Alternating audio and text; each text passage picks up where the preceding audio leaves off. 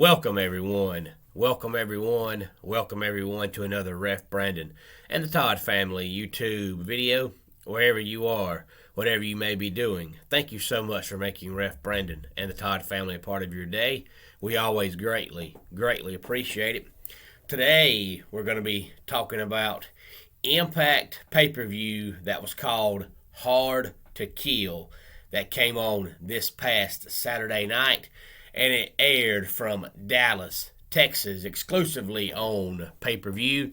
And I know I've said this before, and I'll say it again, that I might be different, but in my personal opinion, the best two wrestling organizations going right now is NWA and Impact.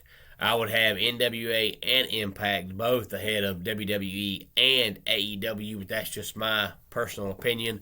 I'm a big fan of what both organizations are doing right now. If you have seen Impact Hard to Kill that aired this past Saturday night, please feel free to let me know. If you've seen just a little bit of it, just a match or so, please feel free to let me know. On the pre-show, we had 2 matches, and on the main card, we had 7 matches, so 9 matches altogether. And I mentioned it yesterday, but just in case you have not watched yesterday's video, I'll say it again. Impact Hard to Kill featured the debut of Tom Hannafin, who used to be Tom Phillips in the WWE. He has decided to go by his real name, which is Tom Hannafin. I personally am a big fan of his. I don't understand why WWE let him go. In my opinion, he's one of the best, if not the best, play-by-play guy there is in wrestling right now. I hate to see Matt Striker get fired. I wish they could have found something else for him to do, since they wanted to have Tom Hannafin as the main play-by-play guy, which makes sense because he's better than Matt Striker. But Matt Striker is extremely good at what he does. But on the pre-show, we had Jake Something beating Madman Fulton, and then we had Mike Bailey beating Ace Austin, who I know personally. He came to Gray Bell Auction probably, I guess, about 5 years ago now, before he made the big times to do a show for us.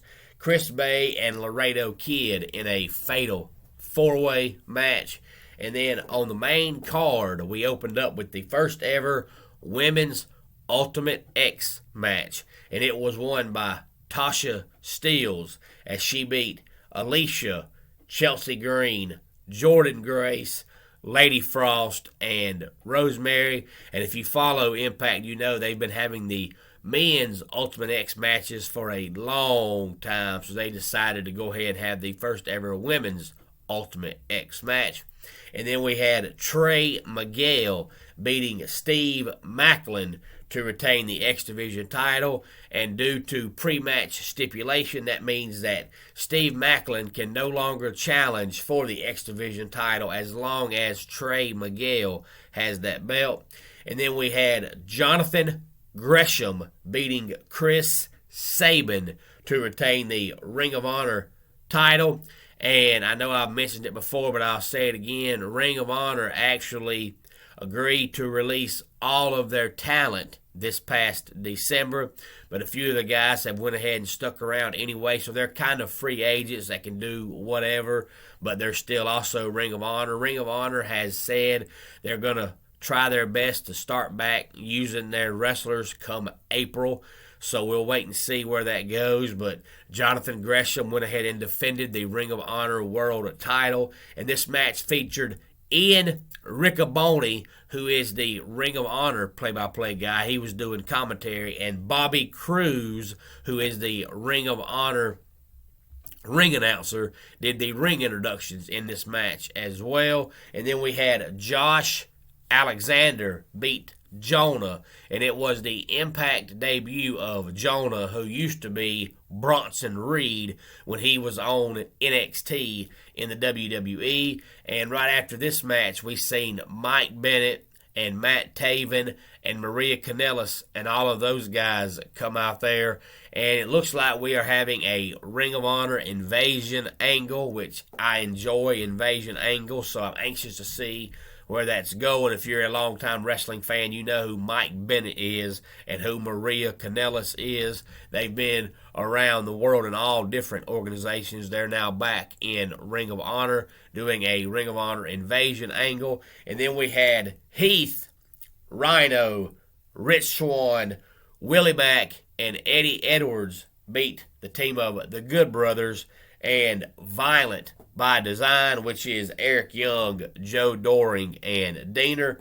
And then we had Moose beat Matt Cardona to retain the Impact World title. And then the main event match, Mickie James beat Deonna Purrazzo to retain the Impact Women's Knockout World title in a Texas death match. And Mickie James is going to be in the WWE Women's Royal Rumble coming up here in a few weeks. So Impact is now working with Ring of Honor and I guess WWE to a small extent. And of course, they have in the past worked with AEW and NJPW. So Impact is reaching out and trying to make wrestling great, which in my opinion is great, because I can recall growing up watching wrestling on TV and seeing guys from all different organizations come work for WWF at the time and WCW and all that.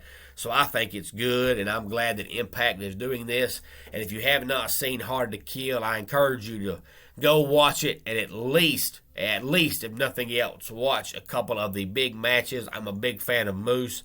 Moose is a great wrestler, and Mickie James at her age is still a pretty good female wrestler. This match, all 9 matches, top to bottom, including the 2 on the pre-show, were great. And Mike Bailey, who I mentioned on the pre-show, winning his fatal 4-way match over Ace Austin, Chris Bay, and Laredo Kid, is a Canadian wrestler, and he is great. In my opinion, he's a very underrated wrestler, so I'm glad that Impact has signed him because he is good. They call him Speedball Mike Bailey. He is a phenomenal wrestler. This whole entire card, like I said, top to bottom, was good. I'm excited to see where the Invasion angle with Ring of Honor is going, and I'm glad they brought on Tom Hannafin to do their play-by-play.